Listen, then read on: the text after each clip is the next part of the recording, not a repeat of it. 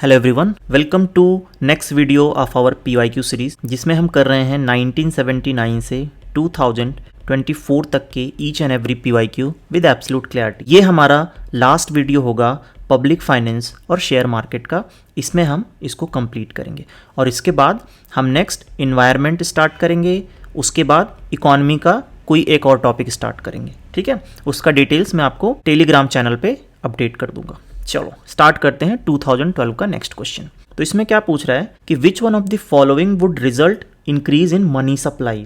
तो money supply हमने याद है डिस्कस किया था कि M3 क्या होता है, currency with public plus everything in commercial bank. अब देखो एवरीथिंग में क्या क्या आता है आपका, इसमें जो डिमांड डिपॉजिट होते हैं, demand deposit plus time deposit. इतना अगर आपको पता है, ये PYQ में कम से कम 4 बार आ चुका है। M3 को ही मनी सप्लाई कहते हैं, इसको ही ब्रॉड मनी बोलते हैं और सब लोग M3 को ही देखते हैं क्योंकि M3 अपॉन M0 करके ही हम मनी मल्टीप्लायर निकालते हैं। सो M3 is the most important factor और इसी को मनी सप्लाई बोलते हैं। चलो अगर इतना बेसिक आपको पता है तो ये क्वेश्चन एक बिल्कुल हलवा हो जाएगा। क्या बोल रहा है, purchase of government securities from the public by central bank. Central bank government security अगर परचेज करेगी तो मार्केट में पैसा रिलीज करेगी। मार्केट में पैसा रिलीज करेगी तो या तो करेंसी विथ पब्लिक जाएगा या कॉमर्शियल बैंक में डिपॉजिट होगा, तो M3 बढ़ जाएगा। ठीक है, अब देखो ये वाला ऑप्शन ट्रिकी है। ट्रिकी क्यों है, क्या बोल रहा है कि deposit of the currency in commercial bank by the public. Public ने यहाँ से पैसा उठाया फिर यहाँ जमा कर दिया तो कोई चेंज नहीं हुआ। ये क्वेश्चन सेम 2021 में रिपीट हुआ था कि if you submit some 1000 rupees in the bank, overall money supply पे क्या फ़र्क पड़ेगा। आंसर था to leave it unchanged. I hope वो आपको याद हो क्वेश्चन। ठीक है, सो इसमें यही क्वेश्चन है कि deposit of the currency in the commercial bank by the public. ये पब्लिक के पास करेंसी थी, इन्होंने कॉमर्शियल बैंक में डाल दिया तो यहाँ से उठ के यहाँ चला गया, बट ओवरऑल कोई एडिशन सब्सट्रैक्शन नहीं हुआ है तो मनी सप्लाई पे कोई फर्क नहीं पड़ेगा। If you see option number 3, borrowing by the government from central bank. तो जब गवर्नमेंट सेंट्रल बैंक से बोरो करेगी तो या तो वो लेट से मनरेगा में किसी को सैलरी देगी तो वो करेंसी विथ पब्लिक में आ जाएगा, या लेट से वो किसी को लोन देगी तो कॉमर्शियल बैंक में डिपॉजिट टाइम डिपॉजिट में आ जाएगा। सो एनीवे M3 पे फर्क पड़ेगा। So option 1 and option 3 will be correct. So option C is there. Okay, 2012 का next question, under which of the following circumstances capital gain में rise. Capital gain, अब gain word पे focus करो आप। ठीक है, गेन मतलब क्या होता है कि आपने कोई चीज़ X अमाउंट में खरीदी, कुछ टाइम के बाद वो X प्लस समथिंग हो गई है ना, X प्लस समथिंग, तो ये आपका गेन हो गया। अब क्या बोल रहा है कि गेन किस किस सिचुएशन में अराइज हो सकता है। सिचुएशन नंबर 1 क्या दिया हुआ है कि when there is a increase in the sale of product. Sale of product से आपका प्रॉफिट बढ़ सकता है, आपका रेवेन्यू बढ़ सकता है, बट कैपिटल गेन नहीं बढ़ सकता। ठीक है, so I hope you are clear कि सेल ऑफ प्रोडक्ट क्या है कि जो बहुत सारे प्रोडक्ट थे, लेट से आप आज 1 बेच रहे हो, कल 10 बेचो, परसों 1000 बेचो, बट एक्चुअल में उसकी वैल्यू नहीं बढ़ रही है, सिर्फ क्वांटिटी बढ़ रही है, तो सेल से कैपिटल गेन पे कोई फर्क नहीं पड़ता। नेक्स्ट है when the natural increase in the value of property owned. बिल्कुल, लेट से आपने 1 बीघा जमीन खरीद ली 12 लाख की, है ना, 5 साल पहले, अब उसकी जमीन की कीमत हो गई है 15 लाख, तो आपका जो 3 लाख डिफरेंस आया that will become the capital gain. Okay, so now this will be the correct option. When you purchase a painting and there is a growth of its value due to increase in popularity. ठीक है, late से कोई एक बहुत underrated painter था, उसने 100 रुपये में आपको पेंटिंग दे दी, कल को वो फेमस हो गया और उस पेंटिंग का दाम 10 करोड़ हो गया। So this will be considered as a capital gain कि आपने कोई चीज़ X पे ली थी, आपने उसको X प्लस समथिंग प्रॉफिट पे बेच दिया। ठीक है, so now this will be also a correct option. So 2 and 3 only. चलो next question, Which one of the following is are among the noticeable feature of the recommendation of 13th Finance Commission? देखो अब हम 2025 में next exam देने वाले हैं, तो 13th Finance Commission is not important for us, but 15th Finance Commission will become important क्योंकि 16th अभी कमीशन नहीं हुआ है, 15th कमीशन हो गया है। अब 15th में 2023 में एक क्वेश्चन पूछ चुका है, तो क्या पता 2025 में भी रिपीट कर दें। ओके, सो हम 15th फाइनेंस कमीशन के जो नोटिसेबल प्रोविजंस हैं उसके बारे में देखेंगे। तो 15th फाइनेंस कमीशन ने जो डिवोल्यूशन किया है, वर्टिकल डिवोल्यूशन मतलब कि सेंटर से जो नीचे स्टेट्स को मिलेगा वो वर्टिकल डिवोल्यूशन होता है, और हॉरिजॉन्टल डिवोल्यूशन क्या होता है कि स्टेट 1 2 3 में किस तरह से डिवाइड होगा वो होता है। तो मैं इसमें वर्टिकल भी पढ़ाऊंगा आपको, इसमें मैं आपको हॉरिजॉन्टल भी पढ़ा दूंगा। तो 15th फाइनेंस कमीशन ने रिकमेंड किया है कि जो 41% जो टोटल टैक्स आएगा उसका 41% आप स्टेट्स में बांट दोगे और 1% जो है यूटीज के लिए रिजर्व किया जाएगा, ठीक है। सो ये 41% जो है वो तो फाइनेंस कमीशन ने बाइंडिंग कर दिया, जनरली ये बाइंडिंग मानी जाती है, सेंट्रल गवर्नमेंट मानती है, तो ये 41% फाइनेंस कमीशन की जिम्मेदारी है। बट ये 1% जो है वो होम मिनिस्ट्री अपने खुद के डिस्क्रेशन पे डिवाइड करती है यूटीज में, ठीक है। तो ये 41% फॉर स्टेट्स, 1% फॉर यूटीज। अच्छा, अब स्टेट्स में अगर बांटना हुआ S1, S2, S3 करके 3, 4, 5 स्टेट हैं टोटल, अपने यहाँ जितने स्टेट्स हैं, उनकी डिविजिबल मतलब उनको डिवाइड करने की क्राइटेरिया क्या होगी। तो हम सबसे पहले देखेंगे इनकम, मतलब उनमें इनकम डिस्टेंस कितना है। जिस स्टेट में लोगों के पास इनकम ज़्यादा होगी उनको पैसा कम दिया जाएगा एज यूजुअल। एरिया, फिर हम एरिया देखें, मतलब सबसे ज़्यादा वेट है इनकम का, उसके बाद एरिया और पॉपुलेशन देखी जाएगी 2011 के सेंसस के हिसाब से, ठीक है। उसके बाद डेमोग्राफी परफॉर्मेंस, जैसे कि सदर्न अपने स्टेट्स हैं उनका डेमोग्राफिक परफॉर्मेंस अच्छा है, उनकी टोटल फर्टिलिटी रेट ड्रॉप हो चुकी है। बट लेट से जो हमारे नदर्न के स्टेट हैं, नॉर्थ के, जैसे यूपी हो गए, बिहार हो गए, MP हो गए, झारखंड हो गए, उनका डेमोग्राफिक परफॉर्मेंस अभी भी अच्छा नहीं है। उनका total fertility rate above replacement level है। आपको पता है total fertility rate 2.1 is the replacement level. तो डेमोग्राफिक परफॉर्मेंस जिसका अच्छा होगा उसको ज़्यादा देंगे, जिसका कम होगा उसको कम देंगे। फॉरेस्ट कवर, ये जो था ये नया एडिशन हुआ था 15th फाइनेंस कमीशन में, 14th में ये चीज़ नहीं थी। तो फॉरेस्ट कवर का जिन लोगों ने एफर्ट किया होगा जिस स्टेट ने, उसको ज़्यादा पैसा मिलेगा। और टैक्स एफर्ट, मतलब टैक्स कलेक्शन में आपने कितना एफर्ट किया है तो वो होगा। अब इनके मैं आपको अलग अलग परसेंटेज पढ़ा सकता हूँ, बट यूपीएससी परसेंटेज नहीं पूछेगा, यही पूछ लेगा कि which of one of the following important. 2023 में जो क्वेश्चन आया था तो उन्होंने ये पूछा था कि विच, मतलब इनमें से कौन कौन सा देखा जाता है डिवोल्यूशन करते समय। अभी क्वेश्चन करेंगे वो वाला, हाँ ये था ना, consider the following demographic performance, forest governance effort, stable. Horizontal tax devolution के लिए 15th कमीशन ने कितने कितने को यूज़ किया। तो अभी हमने देखा डेमोग्राफिक परफॉर्मेंस को यूज़ किया, फॉरेस्ट इकोलॉजी को यूज़ किया और टैक्स एंड फिस्कल एफर्ट को यूज़ किया। ये तीनों चीज़ें नहीं थी, सो ओनली 3, ठीक है। ये हो गया। अब 2015 में, अब देखो जितने भी फाइनेंस कमीशन पे क्वेश्चन आए थे मैंने सब यहाँ पे पेस्ट कर दिए, ताकि आपको एक ना फील आ जाए कि यार फाइनेंस कमीशन जब मैं पढ़ूंगा या जब मैं रिवाइज करूंगा अपने स्टैटिक से तो मेरा दायरा क्या होना चाहिए। अब जैसे यहाँ पे अगर आप परसेंटेज पढ़ने बैठ जाओ तो वो बहुत अननेसेसरी का इन्फॉर्मेशन है, क्योंकि परसेंटेज यूपीएससी नहीं पूछेगा, वो भी इंसान है, जब पेपर वो बनाता है तो उसको आइडिया रहता है कि क्या पूछूं क्या ना पूछूं। उसने बस ये पूछ लिया कि कौन कौन सा यूज होता है, बट हमने यहाँ पे घटता बढ़ता क्रम भी देख लिया। So being said that, let's see the next question. इसमें क्या बोला है कि 14th कमीशन के बारे में, विच of the following is correct. It has increase the share of states in the central divisible pool from 32 to 42%। हाँ 42% किया था, बट वही 42% 15th कमीशन ने एक अलग डिवीजन दे दिया। यहाँ भी टोटल 42 ही है, बट स्टेट और यूटी के लिए थोड़ा अलग मामला है, तो ये डिफरेंस आप याद करना। It has made recommendation concerning sector specific grant. नहीं, इन्होंने नहीं किया है, 14th कमीशन ने नहीं किया था, ये चीज़ 15th कमीशन ने की थी। Sector specific grants, disaster management के grants. So it is a humble request, it is your homework that go and do a thorough study of 15th finance commission. Finance commission का article कौन सा होता है, comment में मुझे answer चाहिए, 3 बार बता चुका हूँ। चलो 2013 का next question. In India deficit financing is used raising resources for. Deficit financing, deficit मतलब कुछ कमी है, फाइनेंसिंग मतलब मुझे लोन लेना पड़ेगा। तो देखते हैं, इकोनॉमिक डेवलपमेंट हो सकता है, रिडेम्पशन ऑफ पब्लिक डेट ठीक है, adjustment of balance of payment नहीं, बैलेंस ऑफ पेमेंट का डेफिसिट फाइनेंसिंग से कोई लेने देना नहीं है। रिड्यूसिंग द फॉरेन डेट बिल्कुल नहीं, अगर फॉरेन डेट लेने के लिए आप एक और डेट लोगे तो कहाँ से सेंस बनता है। रिडेम्पशन ऑफ पब्लिक डेट नहीं, बिल्कुल नहीं। डेट को कम करने के लिए डेट नहीं लिया जाता।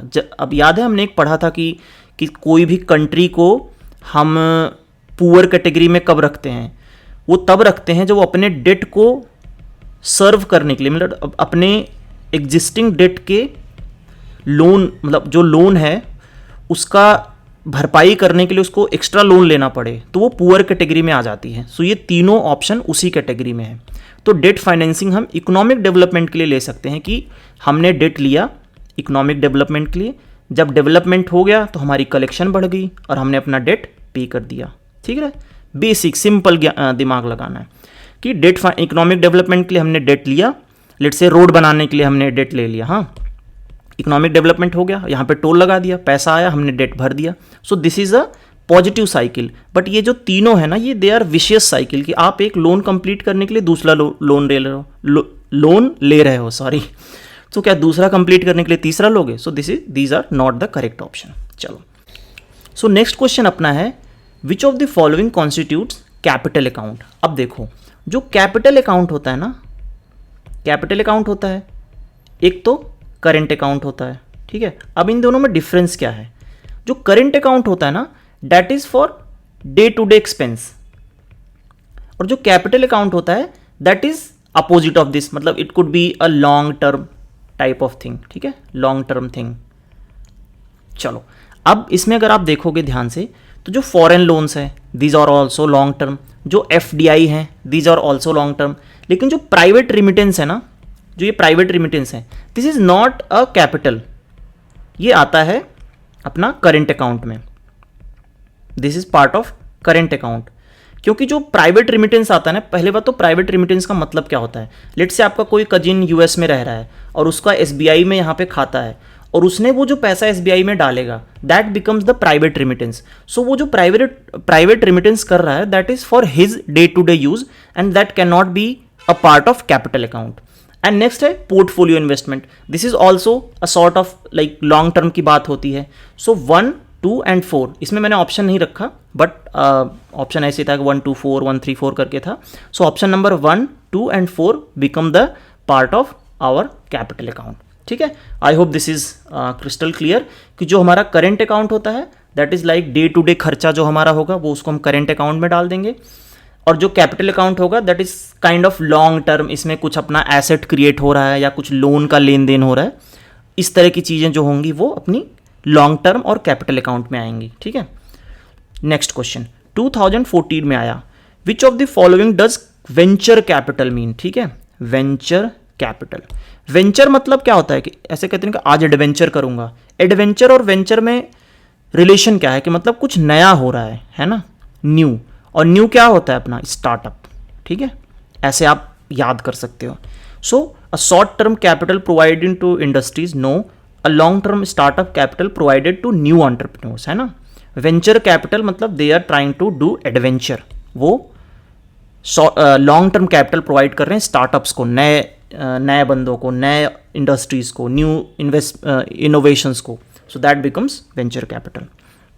नेक्स्ट क्वेश्चन 2019, इसमें क्या है, which one of the following is issued by registered foreign portfolio investor to overseas investor who want to be part of Indian stock market. अच्छा देखो, ये हम पहले डिस्कस कर चुके हैं बहुत डिटेल में, ये है अपना पार्टिसिपेटरी नोट। याद है हमने कहा था कि एक बंदा US में है और उसको अपने NSE से स्टॉक खरीदना है, तो उसका KYC नहीं हो रखा है, तो वो क्या करेगा, बीच का कोई इंटरमीडिएटरी पकड़ेगा, लेट्स से HSBC बैंक, तो वो इससे बोलेगा कि मेरे लिए शेयर खरीद दो, ये शेयर खरीद देगा और इसको ये P नोट जारी कर देगा। ठीक है, सो ये पूरा कॉन्सेप्ट हमने पढ़ा हुआ है, I hope you remember this. चलो नेक्स्ट क्वेश्चन 2023 सेम कॉन्टेक्स्ट में। अच्छा, मैंने यहाँ पे ना जो एक सिंगल वर्ड वाले क्वेश्चन थे मैंने उनको इकट्ठा कर दिया। एक क्वेश्चन आया था 2023 में, in the context term beta means. अच्छा देखो, लेट्स से आप एग्जाम में गए, आप बैठे हो सुबह सुबह 9:30 पे और आपको ये क्वेश्चन दिख गया, आपने कभी तो सुना होगा कि ये अल्फा बीटा गामा जो है वो काइंड ऑफ न्यूमेरिकल वैल्यूज़ के लिए होती हैं, है ना, न्यूमेरिकल वैल्यूज़ के लिए होती हैं। तो अब अगर इसमें से आप चारों ऑप्शन पढ़ो, पहला क्या करो, the process of simultaneous buying and selling, नहीं, एन इन्वेस्टमेंट स्ट्रैटेजी, ये स्ट्रैटेजी है, ये प्रोसेस है, अ टाइप ऑफ रिस्क, ये टाइप ऑफ रिस्क है, यही सिर्फ डी ऑप्शन जो है that is denoting the numerical value component. Even though आपको बीटा के बारे में नहीं पता है तब भी आप कॉमन सेंस लगा सकते हो कि यार अल्फा बीटा गामा ये हमने कहाँ पढ़ा था, हमने मैथ में पढ़ा है, तो मैथ में पढ़ा है तो कुछ तो न्यूमेरिकल से रिलेटेड होगा, है ना। सो इस तरह से भी आप एक कॉमन सेंस लगा सकते। आई एम नॉट सेइंग कि बहुत इंट्यूटिव है, मैं जब एग्ज़ाम दिया था तो मुझे ये आंसर पता था, बट क्योंकि मैं स्टॉक मार्केट में ट्रेड वेड किया था तो मुझे थोड़ा आइडिया था। बट अगर आपको नहीं पता है तो कॉमन सेंस से आप कैसे करोगे? This is how you can think कि अल्फा बीटा गामा मैथ में है, कुछ न्यूमेरिकल लग रहा है, so let's go with this. अगर आपको एब्सोल्युटली मारना ही है, तुक्का नहीं है ना, दिमाग से करना है। तो अगर अब बीटा के बारे में पढ़ लिया तो बीटा क्या होता है, लेट्स से कि जो स्टॉक है उसका ओवरऑल फ्लक्चुएशन कितना हो रहा है, मतलब कि लेट्स से अगर हमारा निफ्टी है ना, अगर वो 1% ऊपर गया तो एक पर्टिकुलर स्टॉक लेट्स से 2% गया तो इसका बीटा जो हो जाएगा वो 2x हो जाएगा। एक और वैल्यू होती है वो अल्फा होती है। अल्फा जो होता है वो परफॉर्मेंस मेजर करता है ना। बीटा जो है फ्लक्चुएशन मेजर कर लिया है ना, फ्लक्चुएशन। अल्फा जो है परफॉर्मेंस मेजर करता है। लेट्स से तुमने किसी म्यूचुअल फंड में 100 रुपये डाले और निफ्टी में तुमने 100 रुपये डाले, तो लेट्स से निफ्टी का रिटर्न आया 15% एक साल में, तो इसके कंपेयर में इस म्यूचुअल फंड ने कितना परफॉर्मेंस किया वो अल्फा में काउंट होगा। अब इसका एग्जैक्ट कैलकुलेशन नहीं जानना है, ना ही यूपीएससी पूछेगा। सो बीटा मतलब फ्लक्चुएशन, अल्फा मतलब परफॉर्मेंस, ये चीज़ आपको याद करनी है। That's it. चलो नेक्स्ट क्वेश्चन करते हैं 2015 का। इसमें कह रहा है decrease in tax to GDP ratio of country indicates which one of the following. क्या कह रहा है कि टैक्स टू जीडीपी रेशियो जो है वो आर है, लेट से आर मान लो, ये कम हो रहा है। अब आर कम होगा कब? जब हमारा टैक्स कम होगा, ठीक है। तो अब हमने ये मैथमेटिकल फॉर्मूला बना लिया, अब हम इसका ऑप्शंस पढ़ते हैं। तो पहला क्या बोल रहा है कि slowing the economic growth rate, बिल्कुल सही है। अगर इकोनॉमिक ग्रोथ रेट कम होगी तो हमारा कंजम्पशन कम होगा, एक्सपोर्ट कम होगा, इससे हमारा टैक्स कम हो जाएगा, टैक्स कम होगा तो रेट कम हो जाएगा। सो this option will become correct.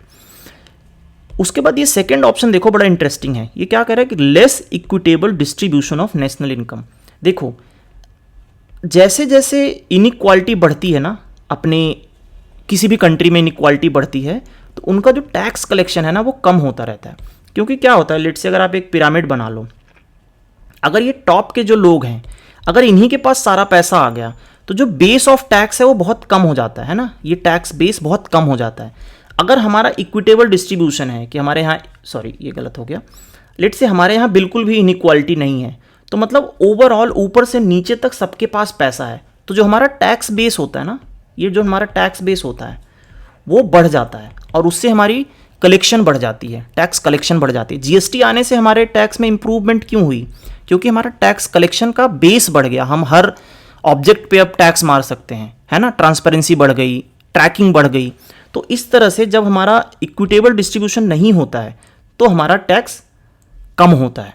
तो यही बोल रहा है कि अगर ये डिकेड मतलब अगर टैक्स टू जीडीपी रेशियो कम हो रहा है तो इसका मतलब ये है कि उस कंट्री में इक्विटेबल डिस्ट्रीब्यूशन नहीं है, मतलब less equitable distribution of national income है।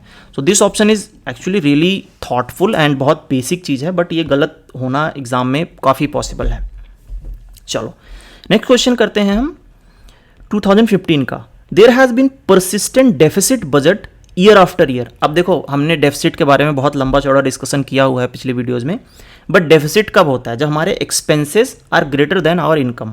तो गवर्नमेंट कौन से एक्शन ले सकती है डेफिसिट को रिड्यूस करने में? तो बेसिकली या तो एक्सपेंसेस को कम करो या अपनी इनकम बढ़ाओ, तभी अपना डेफिसिट कम होगा। तो अब देखते हैं कि रिड्यूसिंग द रेवेन्यू एक्सपेंडिचर, ठीक है, एक्सपेंडिचर कम कर रहे हैं, चलेगा। इंट्रोड्यूसिंग न्यू वेलफेयर स्कीम, नहीं, ये बिल्कुल उल्टा कर दिया आपने, इससे तो खर्चा बढ़ा दिया आपने, ठीक है। रैशनलाइजिंग सब्सिडी, बिल्कुल ये भी होगा। रैशनलाइजिंग का मतलब क्या होता है कि लेट से अभी आपने जो प्रधानमंत्री अन्न योजना चलाया हो उसमें आप सबको 5 किलो दे रहे हो, तो ऐसा कर लो कि लेट से जिसकी इनकम ज़्यादा है उसको 5 किलो पे कुछ रुपए ले लो और जिनकी इनकम कम है उनको 5 किलो फ्री में दे दो। तो ये रैशनलाइजेशन हो जाएगा, तो उससे क्या होगा, खर्चा कम हो जाएगा और आमदनी बढ़ जाएगी, तो अपना डेफिसिट कम हो जाएगा। एक्सपैंडिंग द इंडस्ट्रीज, अब देखो ये बड़ा थोड़ा सा सब्जेक्टिव चीज़ है कि अगर आप इंडस्ट्री एक्सपैंड करोगे तो सबसे पहले आपको पैसा खर्च करना पड़ेगा, ठीक है, तो एक्सपेंस बढ़ जाएगा, डेफिसिट उससे कम नहीं होगा।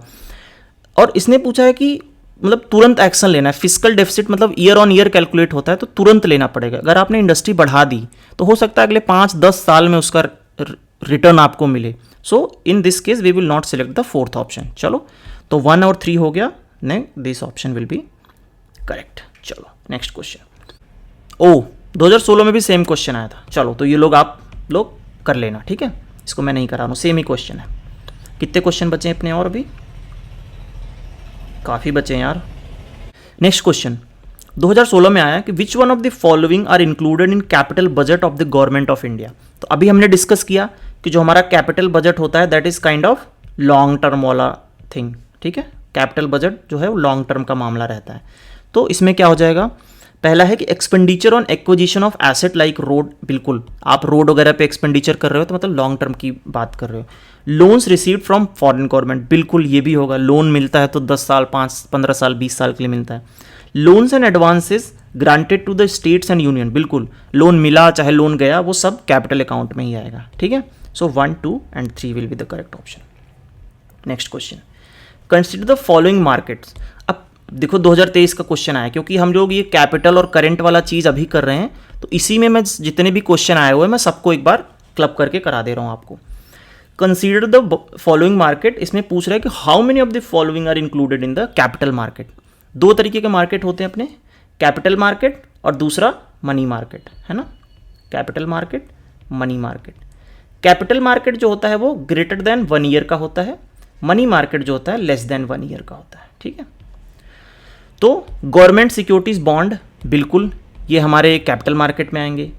कॉल मनी नहीं, कॉल मनी जो होता है वो सिर्फ 1 से 14 दिन के लिए होता है, ठीक है।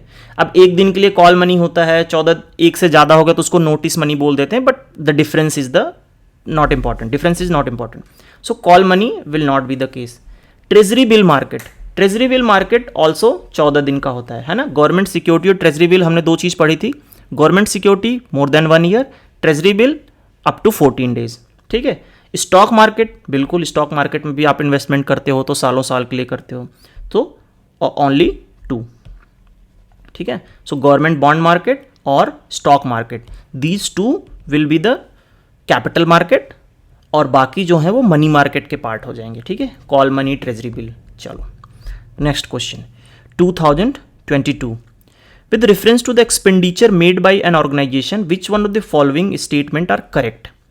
Acquiring new technology is a capital expenditure, बिल्कुल, क्योंकि जब वो नई टेक्नोलॉजी लेगा उससे उसका बेनिफिट होगा, लॉन्ग टर्म की बात हो रही है तो कैपिटल में आ जाएगा। Debt financing is considered as a capital expenditure while equity financing is as a revenue expenditure, ऐसा बिल्कुल नहीं है। कैपिटल एक्सपेंडिचर और रेवेन्यू एक्सपेंडिचर में ये डेट और नॉन डेट का कोई बाइफर्केशन ही नहीं है। आप डेट से भी कैपिटल ले सकते हो, आप डेट से रेवेन्यू भी ले सकते हो, आप इक्विटी से भी इक्विटी से भी कैपिटल ले सकते हो, इक्विटी से रेवेन्यू भी ले सकते हो। So anyway we can do both things, this option will also be wrong. So अपना कौन सा ऑप्शन हो गया, option 1 only. Next question, consider the following statement 2017, tax revenue as % of GDP has steadily increased, fiscal deficit has steadily increased। अब देखो यार last decade की बात कर रहा है, सो इसमें देखो आप गेस मास्टर गिरी कर सकते हो कि अगर लास्ट डेकेड की बात कर रहा है तो स्टेडली इंक्रीज या स्टेडली डिक्रीज नहीं हुआ होगा। अब बट यही लास्ट डेकेड की जगह 3 ईयर कर देता, क्या पता सही हो। अभी जैसे कोरोना चल के गया है ना पिछले 5 साल में, तो हो सकता है हमारी फिजिकल डेफिसिट ईयर और ईयर बढ़ी हो। तो अब उस समय एग्जाम में अगर आपको ये चीज़ याद है तो ठीक है, नहीं याद है तो आप तुक्का लो, बट मैं ये कह रहा हूँ कि the onus will be on you, मतलब ये आपकी जिम्मेदारी होगी कि अगर आपने इस चीज़ को गेस किया, ये चीज़ मान के कि steadily increase steadily decrease wrong होता है, तो मतलब कॉमन सेंस खुला रखना और ये चीज़ एक्सेप्ट करके रखना कि ये गलत भी हो सकता है एग्जाम में, ठीक है। So in this case I will be honest with you कि अगर ये लास्ट का 3 ईयर देता तो मुझे नहीं पता था, मैं गलत कर सकता था, बट इसमें लास्ट डेकेड दिया था तो विच इज़ मोर लाइकली कि हाँ भाई किसी एक में थोड़ा बढ़ गया हो तो स्टेडली नहीं होगा, but still this is a very tricky question. So neither 1 and not 2 option हो जाएगा, ठीक है। ये ऑप्शन भी गलत हो गया, ये भी गलत हो गया। चलो नेक्स्ट क्वेश्चन आ गया अपना एनपीसीआई पे। एनपीसीआई के बारे में हमने इसकी पूरी कुंडली पढ़ रखी है। National payment corporation of India helps improving in financial inclusion, बिल्कुल करता है। एनपीसीआई ने अपना क्या एनएफएस बनाया, नेशनल फाइनेंशियल स्विच, जो कि अपने सारे एटीएम्स को कनेक्ट करता है। ई रुपीज़ बनाया, रुपे कार्ड बनाया, टोल कलेक्शन के लिए सारे फैसिलिटी बनाई, यूपीआई बनाया, है ना। इससे सब क्या हो रहा है, फाइनेंशियल इंक्लूजन ही तो हो रहा है। उसके बाद NPCI has launch RuPay a card, बिल्कुल। सो 1 and 2 ओनली, ठीक। तो NPCI becomes important for us as a organisation. अब जीएसटी से रिलेटेड जितने क्वेश्चंस थे उन सबको मैंने यहाँ पे क्लब कर दिया है। 2017 में पहला क्वेश्चन आया, विच one of the following is most likely advantage of implementing GST.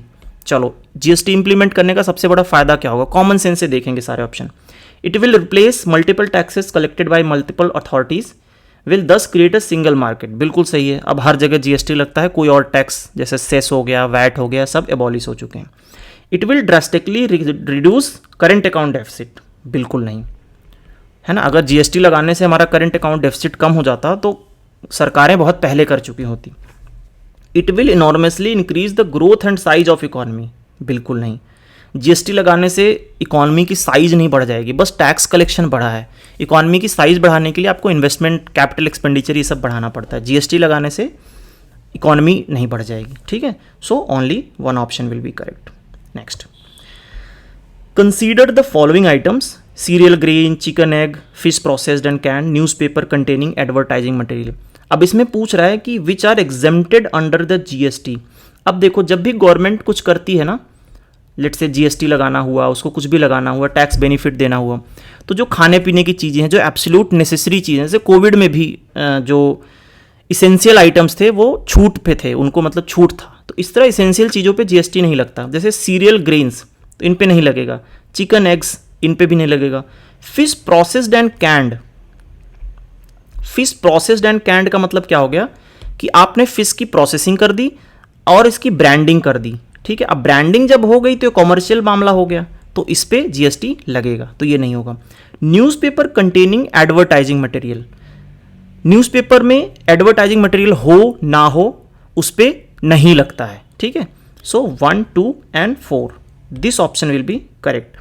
अब यहाँ पे एक कैविएट ये है कि जो ई न्यूज़पेपर होता है, जो ई न्यूज़पेपर होता है, ये एडवर्टाइजिंग मटेरियल तो फालतू ऑप्शन था, बस आप न्यूज़पेपर पे ध्यान दो। जो ई न्यूज़पेपर होता है उस पे जीएसटी लगता है, जो नॉर्मल न्यूज़पेपर होता है उस पे जीएसटी नहीं लगता है। तो यहाँ पे सिर्फ न्यूज़पेपर लिखा था, तो मैं मान रहा हूँ कि नॉर्मल न्यूज़पेपर की बात कर रहा है। सो 1, 2 and 4 will be the correct option. अब देखो यार, मेरी बैटरी डेड होने वाली है अभी। 1, 2, 3, 4, 5, 6, 7, 8, 9, 10 काफ़ी क्वेश्चन बचे हुए हैं, ठीक है। सो मैं वीडियो यहीं स्टॉप कर रहा हूँ, ठीक है, ताकि ये मैं एटलीस्ट इसको सेव करके अपलोड कर सकूँ, और नेक्स्ट में इसको पक्का मैं फिनिश कर दूंगा। And if you are watching till the end then make sure to subscribe, appreciate my effort, and if you have any feedback then just let me know. और ये PDF मैं अपलोड कर रहा हूँ टेलीग्राम चैनल पे, go and download and make sure we finish our PYQ 20 days before the prelims exam. ये हमारा target है और वो हम करके रहेंगे। एंड काफ़ी लोग इतने एक्टिव हैं, मुझे बहुत अच्छा लगता है जब आप लोग मुझे ऑर्डर देते हो कि PYQ की वीडियोज़ क्यों नहीं आ रही हैं। It means that you are accountable for your preparation and you're accountable for me as well. So thank you so much guys. See you in the next one. Take care.